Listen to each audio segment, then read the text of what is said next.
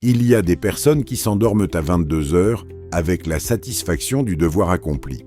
Et il y a des personnes qui regardent le plafond à minuit, à 1 heure, à 2 heures. Pas parce qu'elles ne sont pas fatiguées, pas parce qu'elles manquent de discipline, mais parce que quelque chose dans leur biologie fonctionne différemment. Et cette différence en dit peut-être plus sur qui on est que ce qu'on imagine. Selon certains travaux en chronobiologie et en psychologie, l'heure à laquelle on se couche naturellement ne serait pas simplement une question d'habitude ou de volonté. Elle serait largement déterminée par ce que les chercheurs appellent le chronotype.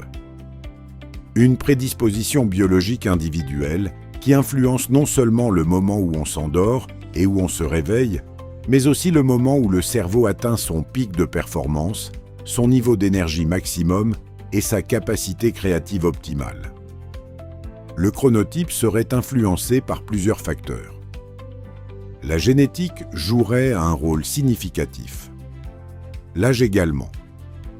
Les adolescents et les jeunes adultes auraient naturellement tendance à être plus tardifs, avant que le chronotype évolue progressivement avec l'âge. Et contrairement à ce qu'on entend souvent, changer de chronotype ne serait pas simplement une question de discipline ou de bonne volonté. Les personnes à chronotype tardif, celles qui se couchent naturellement tard et se réveillent difficilement le matin, présenteraient, selon certaines études, des caractéristiques particulières. Elles atteindraient leur pic de concentration et de créativité en milieu ou fin d'après-midi plutôt que le matin.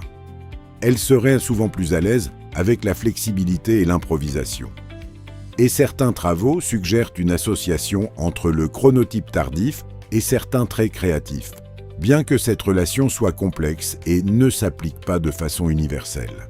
Les personnes à chronotype matinal, à l'inverse, atteindraient leur performance maximale tôt dans la journée. Elles seraient souvent associées à une plus grande régularité dans leur routine et à une tendance à planifier et anticiper. Des caractéristiques qui peuvent constituer des avantages significatifs dans des environnements professionnels structurés. Ce qui est peut-être le plus intéressant, c'est la notion de jet lag social.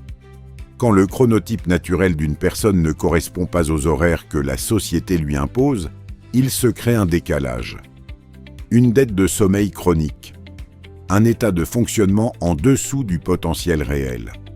Et selon certaines recherches, ce décalage affecterait non seulement la fatigue, mais aussi l'humeur, la concentration et même la santé sur le long terme.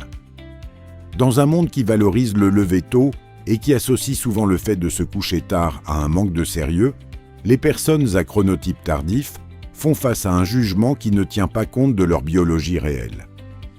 Être noctambule n'est pas un choix de mode de vie. Ce pourrait être simplement la façon dont leur horloge interne est réglée. Comprendre son chronotype ne changera peut-être pas les contraintes du monde réel. Mais cela pourrait changer la façon dont on se juge soi-même. Et parfois, c'est déjà beaucoup.